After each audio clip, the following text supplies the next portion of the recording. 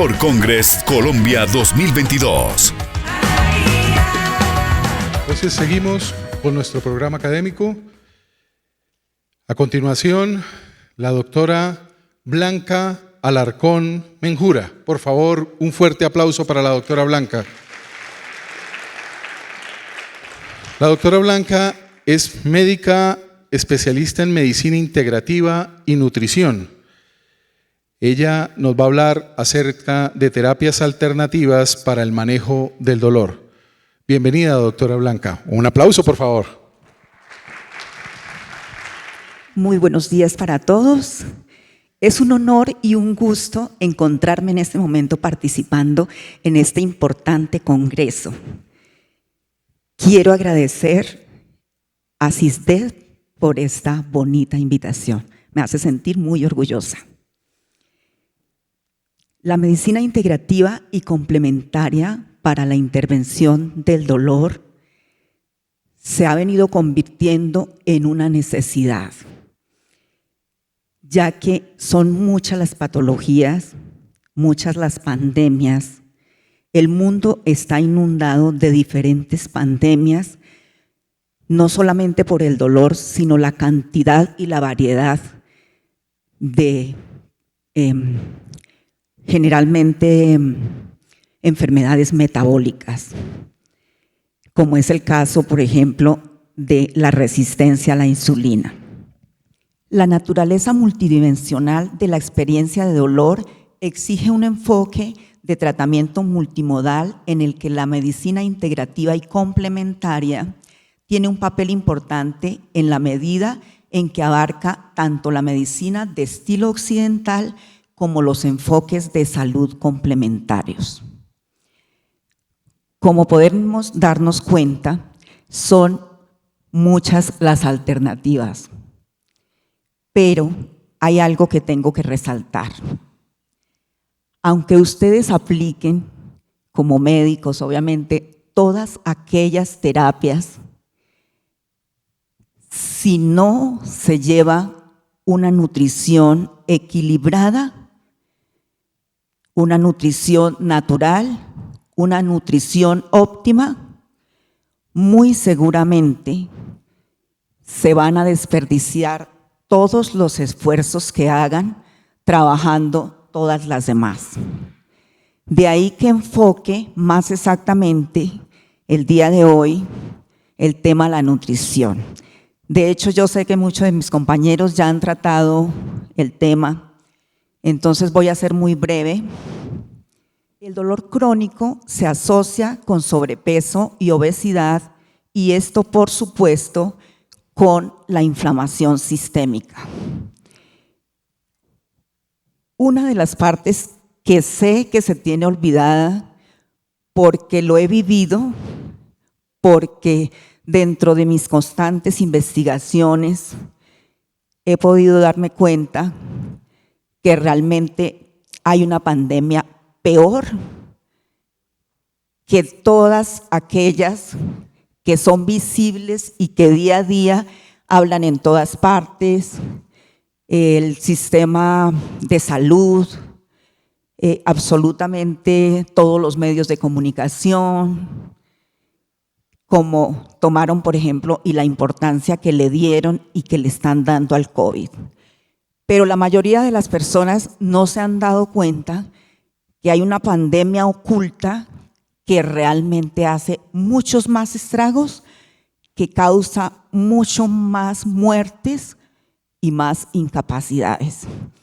Y lo peor de todo es que esto es silencioso. Y es precisamente la resistencia a la insulina, que en muchas ocasiones ni siquiera sale en los exámenes de laboratorio. No se detecta en los exámenes de laboratorio. Pero hay síntomas que ustedes como médicos deben hacer caer en cuenta a sus pacientes, porque son síntomas visibles que, aunque no salgan en los exámenes de laboratorio, se deben tener en cuenta. Además que ustedes tienen una tarea, o nosotros todos los profesionales de la salud tenemos una tarea en este momento muy interesante que puede llegar a hacer que el mundo cambie, y es precisamente concientizar a los pacientes de la importancia de tomar la rienda, el control de su propia salud, ser los dueños verdaderos de su salud. Como médicos, obviamente, se puede, y una de las funciones más importantes es formular. Generalmente los médicos trabajan constantemente por el bien de su paciente, unos más que otros.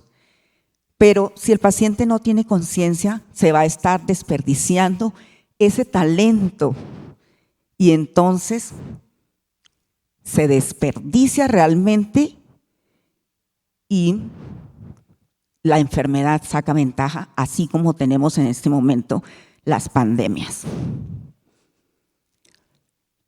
Entonces, aquí les traigo este tema, pues me ha alargado de pronto un poquito, lo que les decía, voy a ser breve en esta parte. La nutrición siendo el punto más importante o uno de los puntos más importantes que hay que tener en cuenta, que debe ser o que provenga de alimentos naturales, alimentos que la tierra produce. Si un paciente tiene una patología, debe al máximo suspender los alimentos procesados por lo menos en un 20%, en un 80%, perdón. Y para cuidarse y evitar aquella resistencia a la insulina, es necesario ir adquiriendo ese hábito. Yo les pregunto, por ejemplo, a ustedes muchas veces, y uno siempre está convencido que está bien y está convencido que se cuida. Eso me pasó a mí. Todo el tiempo, durante 10 años de tratamiento con un cáncer que había hecho metástasis en ganglios linfáticos y en sangre, hace 17 años, y luchando durante 10 años donde iba, venía y demás. Al final, ya cuando terminaba mi maestría, el día que me estaba graduando, ese día yo estaba convencida que estaba totalmente bien. Claro, ya no tenía cáncer, pero me pasó un episodio precisamente, me pasó algo desagradable el día de mi grado, y es que yo comía cada 3 horas y se demoró la ceremonia y pasaron 3 horas y media y me descompensé total. Fue algo feo que no quisiera volver a recordar. Y ese día entendí que en realidad yo no lo sabía, que me faltaba muchísimo, pero que creía que de verdad y estaba convencida que lo sabía todo. Eso es un error muy grande. A partir de ahí comencé a investigar, no pensaba hacer el doctorado porque todo esto es obviamente dedicación, pero comencé a investigar y me di cuenta que había muchísimo por aprender. Entonces, dentro de mis investigaciones, me di cuenta que esto que venía haciendo de comer cada 3 horas era una falla porque no tuve en ese momento cómo defenderme. Y cambié mi estilo de vida. Para ese día, obviamente ya tenía mi primer libro, que se llama Vencí una metástasis en ganglios linfáticos y en sangre. Pero luego comencé a hacer otro libro que se llama Estilo de vida saludable, a investigar, a estudiar, hice mi doctorado y pude concluir que muchas personas viven para comer. Y yo era una de ellas, vivía para comer. De hecho, mi cáncer iba y volvía porque mi cuerpo estaba acostumbrado a quemar carbohidratos como combustible. Pero ahora aprendí o enseñé a mi cuerpo a quemar grasas como combustible y he sentido una verdadera diferencia que hoy con toda la seguridad les digo, hay que cambiar realmente los hábitos, su estilo de vida es fundamental. No hay que vivir para comer y hay que orientar al paciente y darles herramientas para que ellos puedan formar parte de su propio tratamiento. Por eso, en ese libro les cuento precisamente cómo hice todo. Es decir, encima que ayudo a los pacientes en el primer capítulo a cuidar su colon, porque por ahí comienzan las enfermedades. Un colon sano es un cuerpo sano y lo mismo un cerebro sano, ya que el colon se comunica con el cerebro por medio del nervio vago. En este libro les enseño, fue investigación de muchos años y duré 3 años escribiéndolo. Y hoy, con toda la seguridad, puedo decirles que aquí ustedes tienen una herramienta fundamental para que todos los tratamientos sean un verdadero éxito. Y repito, no se desperdicien las habilidades del médico, ni el talento ni las habilidades. Encima que también tengo recetas especiales como los batidos verdes, que me ayudaron muchísimo para mantenerme, obviamente, que los enseño en mis diferentes redes sociales, en mi canal de YouTube. Y, por ejemplo, cremas, que es una forma de mantener una nutrición sin tanto sacrificio, porque son recetas que se hacen muchísimas en menos de 5 minutos. Y les resalto, por ejemplo, los alimentos que con su cocción arruinan sus beneficios o sus propiedades y cuáles se deben consumir crudos precisamente, bueno, es lo mismo, o cuáles se deben cocinar mucho más para potenciar, como en el caso, por ejemplo, del tomate, el pimentón, que tienen un gran antioxidante, el licopeno, que ustedes saben, y que se potencia con su cocción. Bueno, tips especiales, todo muy interesante. De hecho, no iba a hablar del libro, pero porque traía el tema preparado en otro enfoque, pero ya todos mis compañeros hablaron de lo demás, entonces aprovecho precisamente para decirles lo importante de esta obra.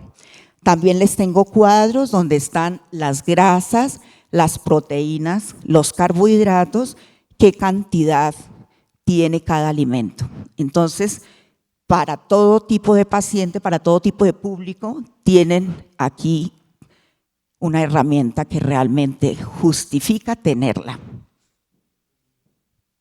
Y agradezco precisamente en este momento al doctor Pedro Sánchez, porque me hizo el prólogo de este libro, que hizo que sea una obra mucho más interesante. Doctor, de verdad, de corazón, muchísimas gracias.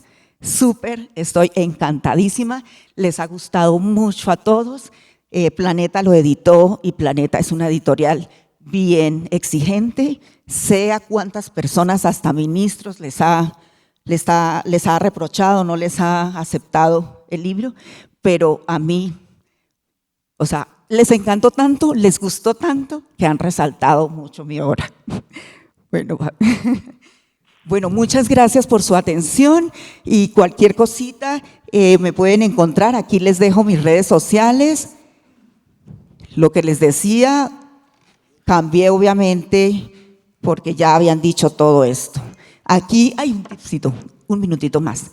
Es importantísimo tener en cuenta que dentro de los productos naturales y terapias biológicas tenemos la fitoterapia, por ejemplo, donde están las infusiones, que son las flores y las hojas. Bueno, pero lo que quiero llegar a resaltar acá es precisamente el caldo de huesos, que es excelentísimo por su gran riqueza en minerales, aminoácidos, condroitina, colágeno. Entonces, este caldo, ahí lo pueden ver, lo enseño en mi canal de YouTube, es espectacular. Fue una investigación también grandecita, donde concluí cuál es la forma correcta, porque hay mucha desinformación. La gente cree que un caldo de huesos es comprar la carne, los huesos, lo que sea, la proteína, y hacer un sancocho, y están muy equivocados. Esto es ciencia, realmente vale la pena. Miren la diferencia, la grasa queda en la parte superior y toda todas sus propiedades, el colágeno, las cosas, lo que realmente son, lo terapéutico está debajo de la grasa. Es bien interesante y no es largo el video para que lo vean. Muchísimas gracias por su atención y un feliz día.